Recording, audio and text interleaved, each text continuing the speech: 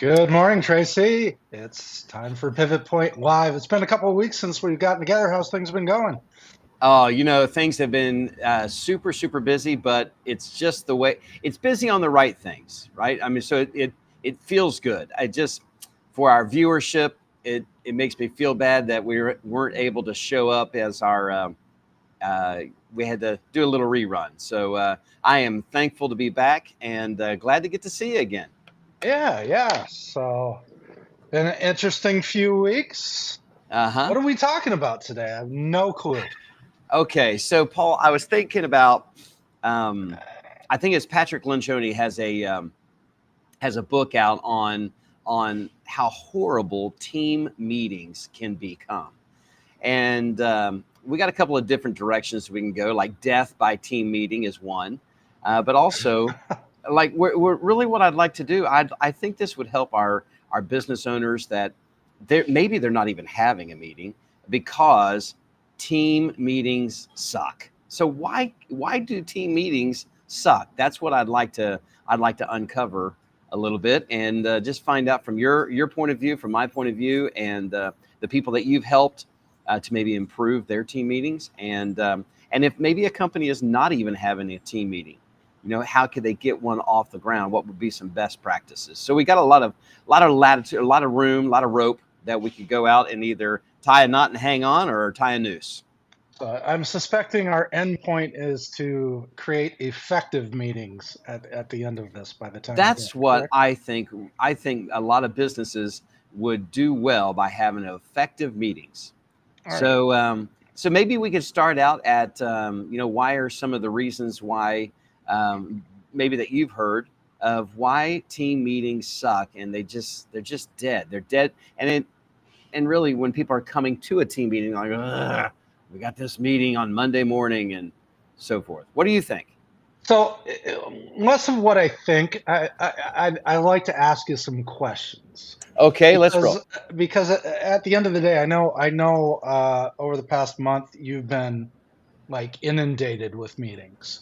So Uh-huh. so let's do a little post-mortem of those meetings. And what's the worst part of those meetings for you at this particular point? I'm gonna make a little adjustment on my screen here. Well, you just said the word. You just said the word. No point. When there's no point to the meeting at all. Yeah, yeah, I mean, that makes so sense. you come away. I'm like, okay, I'm gonna push this client around. I'm gonna do this differently to where I can, be at this meeting and I'm gonna be on time or I'm gonna be a couple of minutes early. And you get there and it just seems pointless. Like, why am I here? Why did I spend an hour or 45 minutes for this meeting? Okay. Anything else that you've grafted from all these meetings you've been in the Yes, past couple of weeks? yes. Let's just go through the list. Okay. Because I have a list, and they all begin with P's. Paul, Because Paul ruins your meetings? What? no, no, no, and if I could have put this together in a, I think it angers people. I know it angers me when number one, there's no purpose to the meeting. Hmm. We're just having a meeting because that's what we're supposed to do at this time on Thursdays, or there's no planning behind the meeting.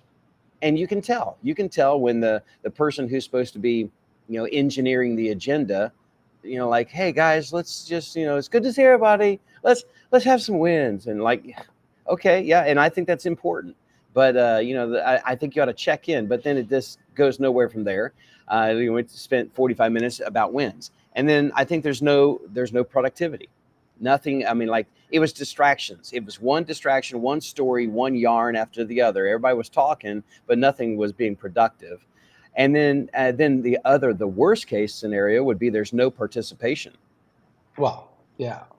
When, I mean, like, everybody's there, but no one knows what to say, or worse, they fear to say anything because they're going to get called out, or they're going to get beat down by one or two in the group or something like that. So they're afraid to say anything because maybe it's not as much value, or they'll be berated on Zoom, and that's not how they want to start out their morning or close their afternoon or whatever. So those are a couple of, so no point, no purpose, no planning, no productivity, and no participation. And a meeting like that, if it's got one or all or some of those, is enough to make somebody upset and like, like, yeah, I think I'm sick. Sorry, guys, I won't be able to make it. Just because, like, my son has a shirt and it says, sorry, I was late. I didn't want to come. I like that shirt. Yes. And it really describes for me, I mean, why people don't show up. Why do they show up late for work? Or why do they show up late to the meeting? Why do they miss the meeting at all? Because they don't want to be there. And it's likely because of one of these things. So that's my list. What are your thoughts? Do you have any additions to the list or anything to add on to the list? Actually, I really don't, because I think it kind of cleared the whole gamut of feelings that go on in meetings. But so the problem isn't the meeting. Mm, The problem is the people and the mm. process. That's it. Oh, It there you kind of go. goes back. It kind of goes back to your point. Having a meeting just to have a meeting is pointless. Yes. Having a meeting to make decisions on issues or Hmm. strategies or tactics, to confirm those is absolutely important. So Hmm. there needs to be stakeholders in the meeting, right? Hmm. And there needs to be preparation before the meeting. One of the rules of, I guess, the rules of Ruthier is, if there's a problem, make sure that you come with two solutions, Yeah. right? You've heard me say that before. Yep. Absolutely. Um, and so agenda, right? Yep. We I and agenda is not a list of things or spots in the meeting that are going to be talked to. It's a list of real issues that need decisions. hmm And those decisions need already to be researched Yeah. by the stakeholders of those particular issues, or the owners of those issues. Mm. The meeting should be about finalize finalization of a strategy, not, because all that back and forth can happen before the meeting, Mm. right? I mean, pop an In the issue, any preparation. issue, just knock an issue, throw one at me. Um, it's a people issue. So I've got somebody on the team, and I'm wondering if they should even be on there because they said that they could utilize technology, and you get them in there, and man, they're just really super slow, and I'm not sure they're going to get it. And I don't know. I mean, like, do we coach them some more, or do we let them go? Because I really need that. It's a critical part of the business. All right. So, and you had a lot of one-on-ones or coaching through this person, right? And We you've already well, we kind of had done your homework.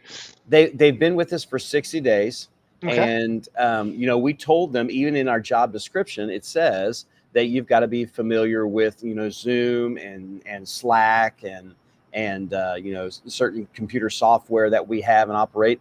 And they claim that they were, but we come onto it and they're not utilizing it, which makes me think that they don't know how to.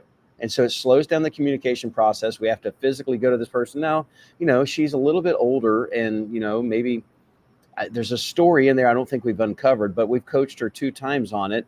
And it seems to be, like, she'll say things like, uh, not the old dog, new trick thing, but similar statements like, oh, I hate computers, like stuff like that. Like, and I'm just wondering, this doesn't seem, I mean, this is a software company you came to. You can't be saying, I hate computers, because this is what we do. All right. So you went down the HR route, which is not really a team meeting. It's formulating Well, a plan of action. So I mean, effectively, what you would do is, if you have HR, you would go to HR, discuss this issue with HR.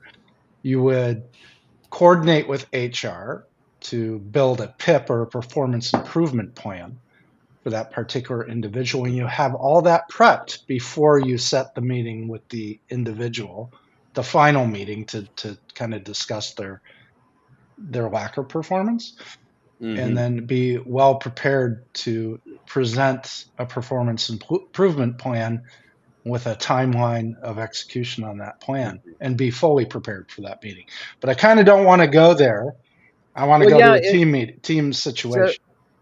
okay, so I was thinking of it more in like we got 25 people that work for us. We've got 5 people that are supposed to show up. We don't really have an HR. We have a hiring manager, and they're kind of like HR, and they Yep. kind of take care of that, but they double as the front of the office too. They're almost office admin too, but because there's a lot of moving parts, and we got 2 people out in the field, and for computer repair and stuff like that. But we also have software that we're running, and so like we just get together with 5 people from the organization, so you got the owner. You got the guy who's over the guys out in the field. You got the office admin, hiring manager person, what you would call the HR, and we have 2 other people that are involved in those meetings, like the Yeah. CFO and the COO.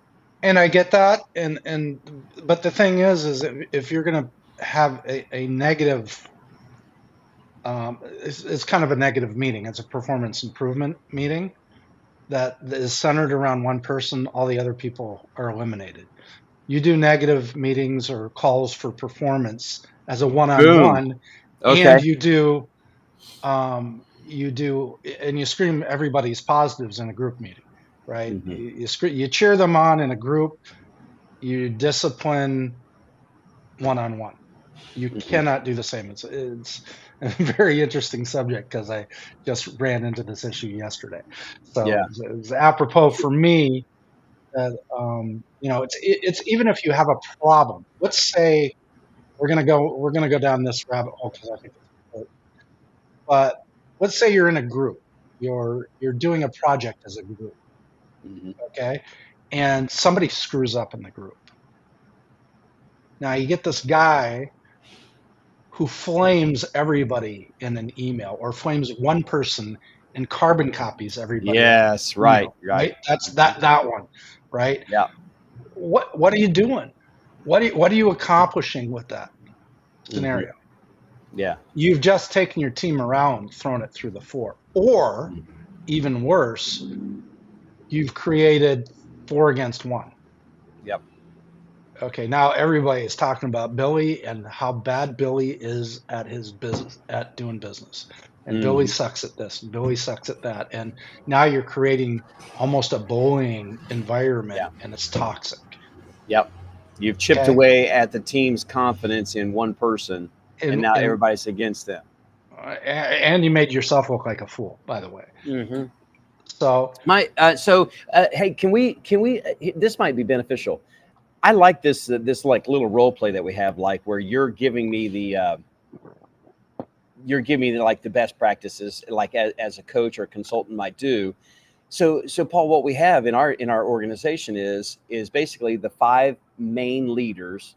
We got 25 in our organization. This lady Barbara is one. She's only really newly hired, kind of introductory, been there with us for 60 days.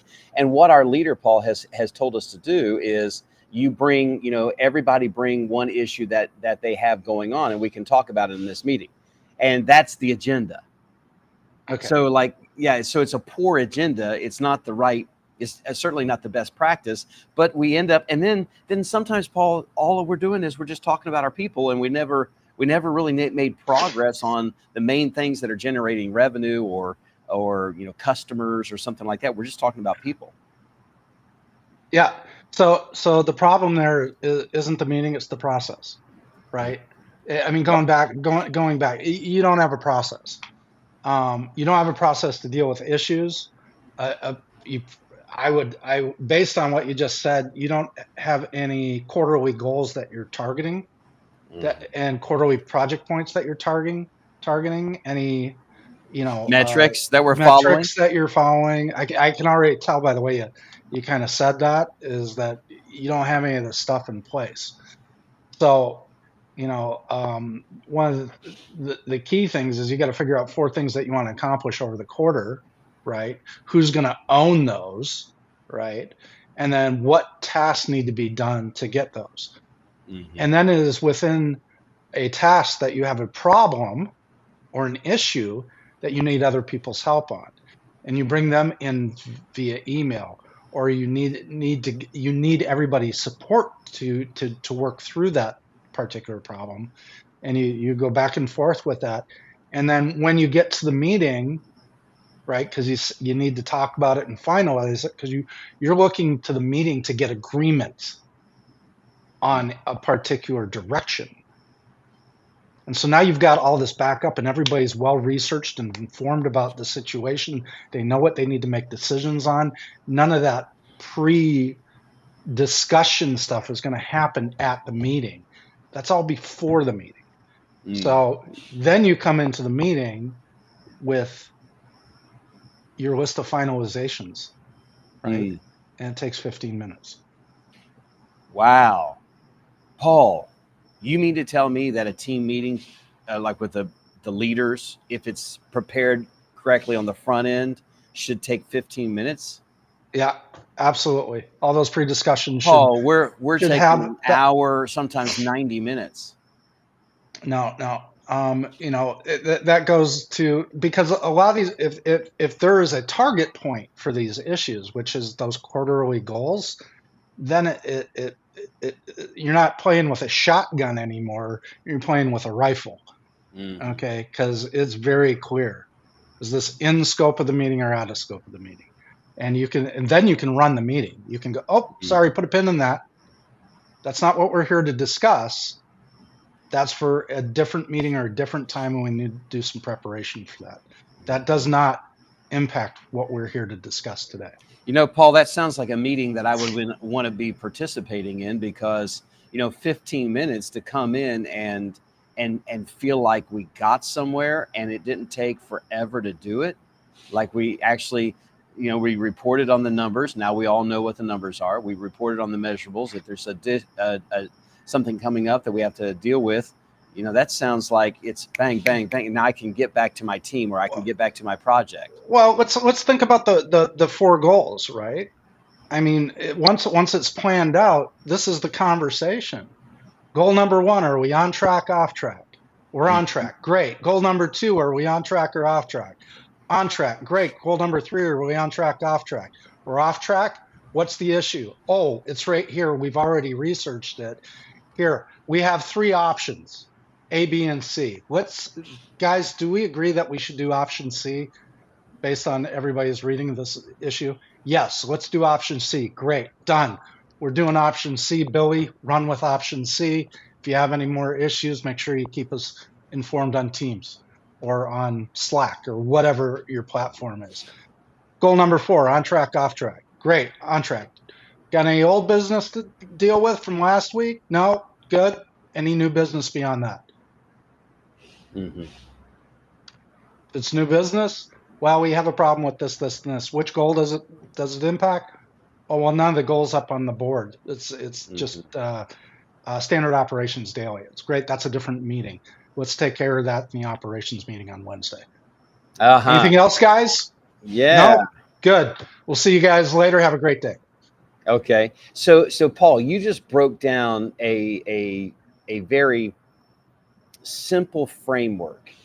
Is there like, I mean, like, do you guys, I mean, like when you coach and consult for others, starting off the meeting, hey, we always start on time, or we wait for somebody to show up and then we start the meeting, we just jibber jabber until they show up, or like, hey, we start on time, we do it just a round table check-in, no more than 1 minute. Is it timed? How much time are you going to commit to each thing? What kind of a framework would be, I mean, because you just walk kind of through it as if you've done it, and it sounded really good, because in our organization we don't have that kind of framework. And then of course I've heard the adage, weak minds talk about people, and that's what we're doing. And I know we're better than this. Yeah. Well, that's again goes back to, like, what are you striving to accomplish in your quarter? And that's what you should be talking about, right? You're not talking about people. You're talking about the wins, as you said, very important. Okay. The roadblocks, mitigations, contingencies, milestones met, milestones not met. But all that data should be held somewhere that everybody has access to it. So everybody is already pre-informed on the decision that they need to make in the meeting. Mm-hmm. Or there's something that needs to be discussed by the group because the owner of that particular initiative needs help. Mm. There's an obstacle there that they can't overcome within their ownership of that organizational initiative. So I was thinking, so I was talking, or I was writing some things down as you were setting that up, and I was just thinking about the ideas that you've shared so far for that would help me. And of course, this is fictitious, everybody, but it helps me in my organization. Um, Set an agenda and prepare for that agenda before you get to there. Have a framework for the meeting. I had a little. One of the things you were talking about helped me to understand to stay on topic, because sometimes we get off topic. Like we started talking about this, and like somebody around the table just said, "Oh yeah, that's like," and you said maybe a little bit ago, you said put a pin in that. Let's talk about that offline, or let's talk about that at another meeting, so that we can stay on topic. Um, Another thing that I jotted down that I thought was really helpful, what you mentioned, it sounded more like a dialogue and not a monologue. Like somebody was responsible for moderating, but everybody got to talk. Well, yeah, because you've created responsibilities within in the goal structure. I don't own all the goals. Yeah, right. Each and every department head owns a goal, or employee, if it doesn't matter. Is you have a specific set of goals and metrics that you set for each of those. That particular meeting, and there's many different meetings, right? There's operational meetings, there's sales meetings, there's Mm-hmm. depending on their HR has meetings, but the framework of that meeting is the same ubiquitously across departments. And then, if the department heads are meeting with the CEO, they have higher level initiatives that they're speaking to and own. So it's like a Christmas tree, right? There's the task widen at the bottom and the initiatives close going up, right? Mm-hmm. So each initiative builds into the next initiative, Mm-hmm. into the top initiative. So if my initiative as CEO is to increase the revenue by 20% this year, $2 million, I need to understand, okay, what do I need to do to get there? I know that I may have, depending on what sales quotas look like and how efficient my sales team is, I might have to add a couple of salespeople. I might have to add a couple of operations people to be able to deliver on that $2 million. So I've got all these initiatives, which means HR is going to have a project to hire 4 people, 2 sales, 2 operations. Mm. Operations is going to have an initiative to make sure that their infrastructure is set up to handle the 2 additional, and that they have all the processes and tools that they need. They're going to have a project on that. Sales needs to make sure their sales process is operating at efficiency, so we have clear numbers so that we can bring in 2 new salespeople, get them trained and ramped as quickly as humanly possible to start building and ramping the revenue to get to my objective. Okay, it's a Christmas tree.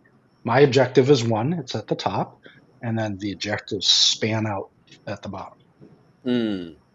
One of what I was thinking of when you were sharing that was I went back in time to now I'm out of the role play here, but I went back in Yeah. time to one of the consulting jobs that I had for 2 quick service restaurants, and we were trying to help them bring together and format their team meeting.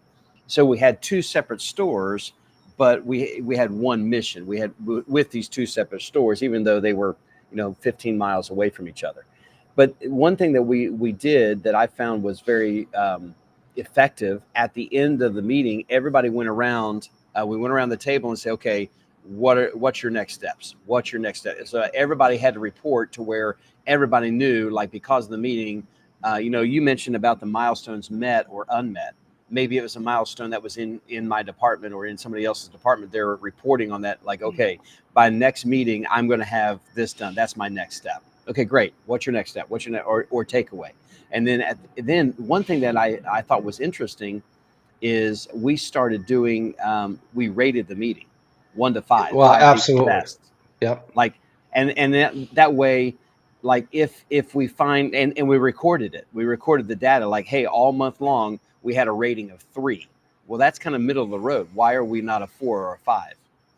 Something, what do we need to do to ramp up the meeting to where we enjoy being here in the same room? Because the most important subject that we do, or meeting that we have, is the one with the higher level leaders reporting on the milestones, the measurables, the targets, that's going to get us to the ultimate goal. Yeah. So one of the things, two things that are really important that I strive for. Okay. And number one is to have no red in my ledger. Okay. I don't like red in my ledger. So when I get to the meeting, I don't want to see red in my ledger. So I want to have things that are slowing the projects down or putting that, red, which means that there's a problem with any particular task or initiative in our system that we use. It shows up red, which means it's behind. I don't like red in my ledger. Okay, so one thing I do is I review the ledger the day before the meeting and make sure that I'm pinging everybody to see where things are at and to make sure that it's not red because you forgot to check it green, or because it's behind, because we do everything date specific, right? And so if it's past the date, it's going to red, and if it's the day before the date, it's yellow. I look for yellows and reds in the system every morning. Actually, I don't just do that the day before the meeting. And then I reach out to that particular individual and I go, okay, this is due tomorrow. Is there anything you need help with? Can I facilitate anything for you to get this completed? So my goal number one is to have 0 red in my ledger for the meeting. So we're on track, off track. The other thing is you need to timestamp your meeting. Okay. So you're going to, you allow 5 minutes for bonding at the start of the meeting.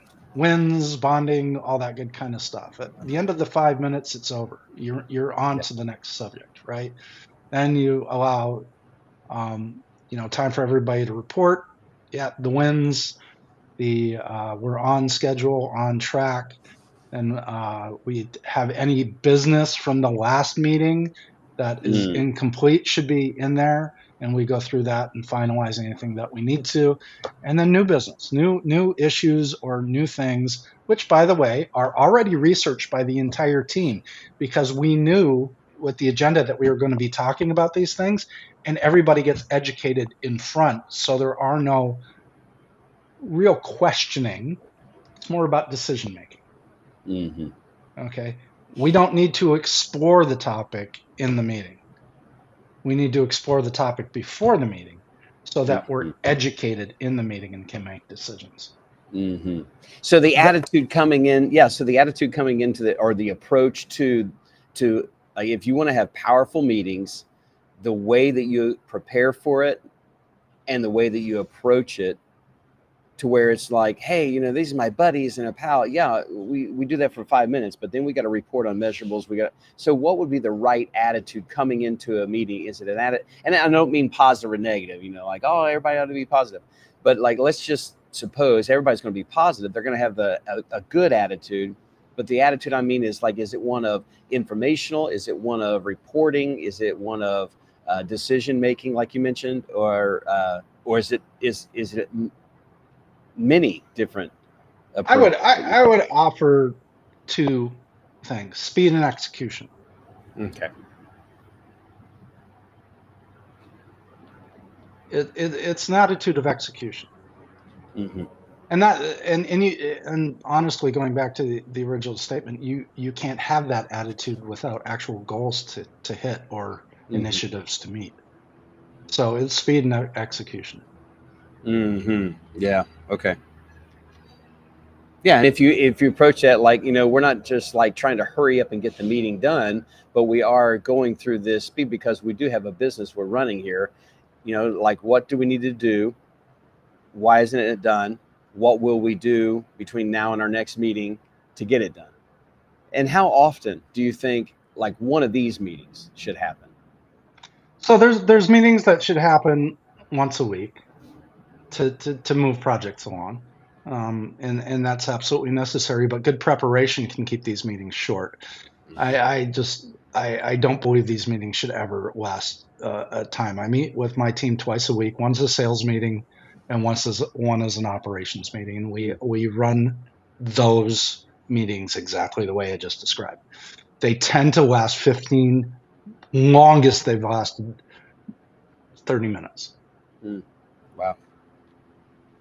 Because everybody already knows what we're going to discuss, what they need to bring, and what they need to get done. Mm-hmm. And Yeah. so, in fact, it's kind of funny because sometimes, especially in our last one, we got it done in 15 minutes, and then there's a dead silence because nobody knew what else to talk about. We were done. So, What it's a like, all beautiful right, let's thing get to rolling, say. boys. Let's Right? go. Yeah. Let's go. And and there's it also builds cadence into your business Mm-hmm. and speed and execution into your business. Yeah. But everybody, and the thing is if you think about it, these meetings that happen as you described, no one has a direction. So you got a bunch of people that are all going in different directions because they're not all pointed at a single goal. Mm-hmm. And that's the big thing, that CEO or that head has to provide a vision, and everybody needs to own a piece of it, Mm-hmm. and all be working towards it, right? Yeah. And it seems so. So the takeaway that I'm going to derive from our time together today is looking at the meeting as that's what prompts all the work I'm going to do this week, and lets everybody know all the work that I did last week. And so if I mean the meeting is important for me because I'm going to do what I said I was going to do because we got to the meeting, I prepared for the meeting, I go out and did it, and when the next meeting, I'm not afraid to be at the meeting because I can't wait to report and then find out what are the next steps. Well, and that in itself adds time to the meeting.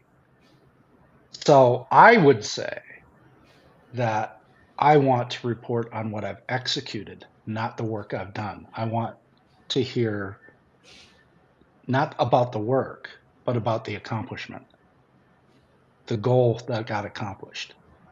We talk about the work that went into it when there's an issue with the work and we need to overcome a problem. Otherwise, we just talk about the execution. So when you mentioned just the execution, uh, maybe I was misunderstanding there. So I got this done. I got It's this been done. accomplished. It's been accomplished. Okay. Yep. Okay. On track, off track. That it's that simple. It's like, okay, I don't need to know about every little task that's involved in that, and that you did this, and that you did that, and that you did this. Okay, that's more ego than it is getting things done. What I want to hear is on track, great job, it's on track, or off track. Okay, what is our issue? And by the way, I should already know about it and not be finding out at the meeting. Mm-hmm. I'm smiling because most people. If it's off track, and you needed help with something, then you should have reached out to me so that I can help push you through, because I want to help you be on track in the meeting. That's my job. My job is to help you get it done on time, provide you the resources and the tools. So don't wait till the meeting to tell me you're off track. Tell me ahead of time. And then if we need to include the rest of the team to overcome the problem, that's the discussion. That's partially the discussion in the meeting. We should be at decision point. Because if you tell me you're off track and you have a problem, you should be coming to me with two solutions. And if you can't figure out two solutions, then you should be engaging the rest of the team to get some insight to try to figure out what those solutions are going to be. And then once we get into the meeting, we're all educated on 2 or 3 solutions and we're making a decision. That's what speeds meetings up. I was smiling because when somebody gets into that monologue, they're like reporting on it. Yeah, but I would have got this done, but then they start to give the excuse, and then that makes it doesn't compress time, because you said on track or off track. If it's off track, here's the reason, here's the story behind it. Or, hey, I'm on track, and this is the whole details behind how I got on track this time, because so there can be a story and a dialogue on that. That the last thing I think I'd like to ask is that something that the moderator has to control? Is that something that, like, hey, we are just reporting on track or off track right now? Yeah. Where we don't get into the story. So a couple of things. It takes 21 days to change a habit. Mm-hmm. You are not immediately going to change the way the meeting is. However, from a change management perspective, you have to set the stage. You have to control the meeting. Mm-hmm. So as the moderator of the meeting, you will shut people down. You will change the direction of the conversation so that it all focuses on the goals and strategies to get there in the meeting, and you don't let it go anywhere else. And as a result, my favorite word is, let's put a pin in that. Yeah. And move on this way. Mm-hmm. And you'll hear me say it in a million meetings. Now, somebody needs to be taking minutes, because the other thing you do not want to do is, they're important. It's not that they're not important. They're just not in the right place right now. Mm-hmm. Okay. So we need to put that in. Maybe it's a new business item, and we'll discuss it in the new business. So let's put a pin in that, and we'll discuss it during the new business section of our meeting. Or let's put a pin in that. It's for the operations meeting, and we're talking about sales right now. Mm-hmm. Yeah. Or let's put a pin in that. That's a really good idea, and it might be a good initiative for next quarter. Make sure you put that over in the quarterly planning bucket. Yeah. For our quarterly planning meeting, so we can plan out the initiatives for the next quarter. Mm-hmm. Yeah. And as a result of the moderator of the meeting doing their job, it compresses the time like we wanted to have it, and to where the people, even if you had to shut me down because I was getting into into this monologue, I was telling this story, this narrative, I understand, yeah, I was going there again, and yeah, we need to focus. Like, I appreciate it, because I'm going to be out of this meeting a whole lot better, because the ultimate role, what we're trying to do in this episode, is to help your meetings not to suck. Yeah. Well, it's the difference between a romantic comedy and an action movie. In your business, do you want it to be a romantic comedy, or do you want it to be an action movie? Yeah. We're going to get some results. We might blow stuff up in the process. That's right. You might blow it up in the process. Good stuff, Paul. Thank you so much. I loved you playing the consultant and me the challenged business owner. Well, actually, not business owner, but the challenged the challenge administrator. How's that? Yeah, there exactly. I was in the C-suite somewhere. my meetings have gone awry. I need some help. No, good fun, good stuff. Yes, good stuff, absolutely. Definitely. So great. All right. That's it for today. Thanks for joining Pivot Point Live, and we will be back next week with another fun topic to discuss. Absolutely. Take care, everyone.